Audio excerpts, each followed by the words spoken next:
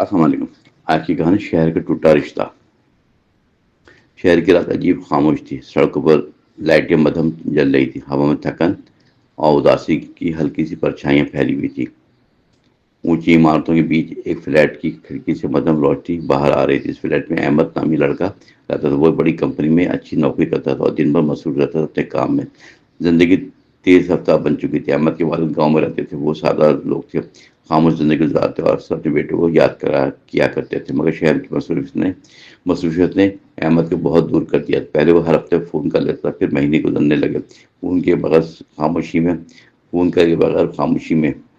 اس کی ماں اکثر شام کو گھر کے دروازے پر بیٹھ جاتی تھی اور دور دراز سے وہ دیکھتی شاید بیٹے کی ایک آہٹ سن لے اور دل میں امید جاگ جائے، شاید آج وہ اچانک آ جائے، مگر ہر بار خاموشی لوٹ آتی تھی۔ احمد کی زندگی شہر کی چمک دمک میں گم ہو گئی تھی۔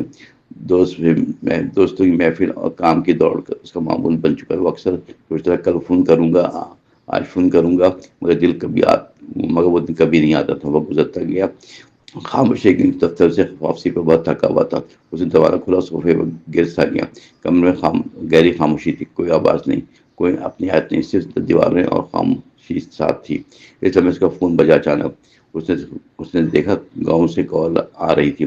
دل میں ہلکی بے چینی جا کے فون اٹھایا تو پڑوسی کی آواز سنائی دی، بیٹا تمہاری ماں بیمار ہے اور بار بار تمہیں یاد کر رہی ہے۔ یہ سن کر احمد کے دل میں عجیب سا درد اٹھا۔ اچانک اسے اپنی غفلت کا احساس ہوا۔ اس نے فوراً چھٹی لی اور گاؤں جانے کا فیصلہ کیا۔ رات بھر سفر کر کے وہ گھر پہنچا۔ دروازہ کھلا تو گھر کی فضا بہت خاموش تھی۔ کمرے میں اس کی اماں چارپائی پہ لیٹی کمزوری نظر آ رہی تھی۔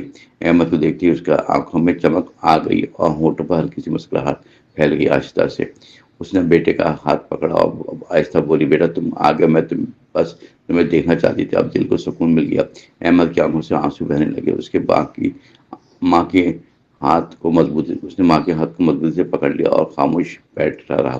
اسے محسوس شہر کی دوڑ میں وہ اپنا سب کچھ قیمتی رشتہ تقریباً کھو چکا تھا۔ ایک دن احمد دن میں عہد کیا کہ وہ اب کبھی والدین کو تنہا نہیں چھوڑے گا، ہر ہفتے ضرور آئے گا۔ کچھ دن گاؤں میں گزارے اور ان کی خدمت کی، کیونکہ ماں باپ کا رشتہ دنیا کی سب سے قیمتی دولت ہوتی ہے۔ جب یہ ٹوٹنے لگتے ہیں تو زندگی کی خوشیاں بھی مدھم پڑ جاتی ہے۔ اس کہانی کا سبق یہی ہے کہ شہر کی مصروف زندگی میں اپنے رشتوں کو مت بھولاؤ، کیونکہ اصل سکون انہی رشتوں کی محبت اور دعاؤں میں چھپا ہوتا ہے۔ جو انسان زندگی بھر سنبھالے رکھتا ہے، ہمیشہ دل کو سکون مل دیتا ہے۔